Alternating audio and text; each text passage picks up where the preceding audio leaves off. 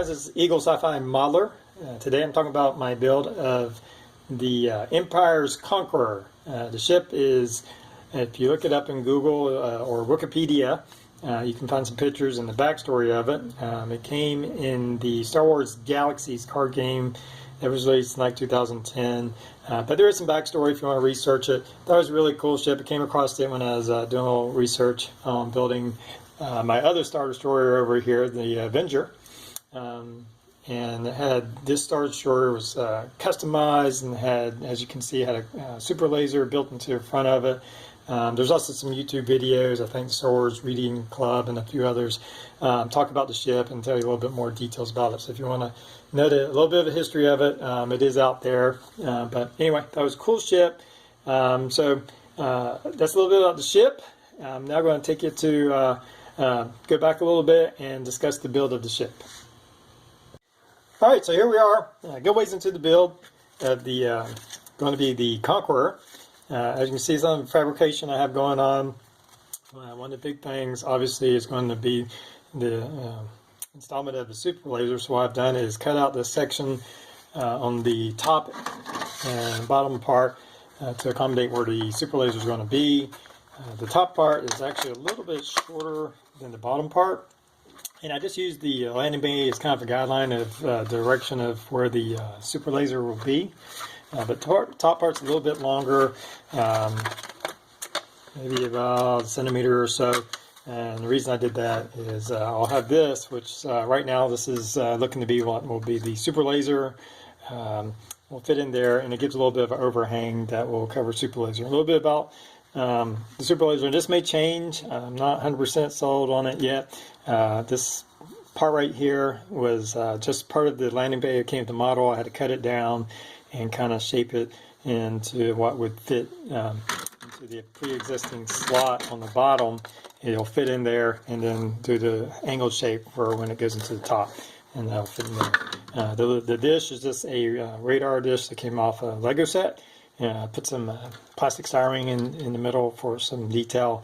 Obviously you can see where it's already cut out, and I'll just have the LED come in here of some sort to shine out the light that will come from there.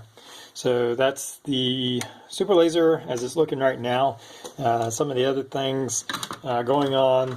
Oh, before I go to anything else, one of the most challenging parts is going to be the section that is cut out and now is open on the sides. What looks to be how I'll address that is I bought just some sheet styrene, took an etching tool and a straight edge. See if I can get where you can see some of the detail lines that I've been cutting in to kind of emulate what's on the surface of the Star Destroyer. That will be glued, cut into position, glued. I'm sure there will be some puttying, and I'll take some other like sheet styrene, strip styrene of this nature, kind of used for detail. So that's the plan right now going forward. That's going to be probably the most difficult, challenging thing. One other thing I've done is I found this little kit at my hobby store. It's one 1200 scale. There's actually two little ships, very simple ships, battleship and an aircraft carrier. It was like $8 at my local hobby store, discounted. What I wanted off those was the little guns. This is off the battleship. They did have these bigger main guns. I think these are just too big, out of scale for this model. I'm going to keep them for something else, maybe down the road. But what I found is I have these smaller secondary guns. I think they are in scale with this model, and I'm going to attach that, as you can see, in this front section right here. Simply drill a little hole and it's glued in position. That'll go here, and then also on the different parts of this section of the ship, they'll be in line. I have seen some on the episodes where there were guns kind of along here. There's some other smaller guns I may attach and some other detailing I may use. So that was a cheap way to add a little bit to this model. I'm going to go a different route with the color, and since it is going to be a modified ship, I'm going to modify the color. And what I think I'm going to lean toward is doing a dark blue. Obviously you can see where I've already kind of put on a base coat of semi-gloss black, but once it's all finished, I'll go over with a dark blue, kind of emulating what you see in the Super Star Destroyer. I think that's a cool color. I think it kind of makes sense to use that. This is just a Vallejo's dark blue airbrush paint. I haven't tested that yet to see how it's going to look with the black and everything, but we'll give that a try and see if that's going to be adequate. If not, I'll maybe go a different route with that. It will be lit. So I'm working on all the holes are being drilled, how I'm going to do the lighting. It's just going to be LEDs, no fiber optics at the moment. Of course, that could change. That's part of the challenge here is just doing something that I haven't done before, taking my time with addressing the little issues and problems. So that's a little bit about the fabrication. Alright, and back from that, as you can see, I did not go with the blue color. I painted some sections, just didn't like it. I went back over with gray primer and thought it looked great. I just felt like I didn't have to do much to it. I didn't do any weathering to it. As you can see, I did use the plastic styrene sheets that I had etched and detailed. I did not have to do a lot of putting. I used some more smaller strips to kind of cover up the small gaps. I actually got it to fit pretty well. It took quite a bit of sanding to get these upper and lower parts to match up.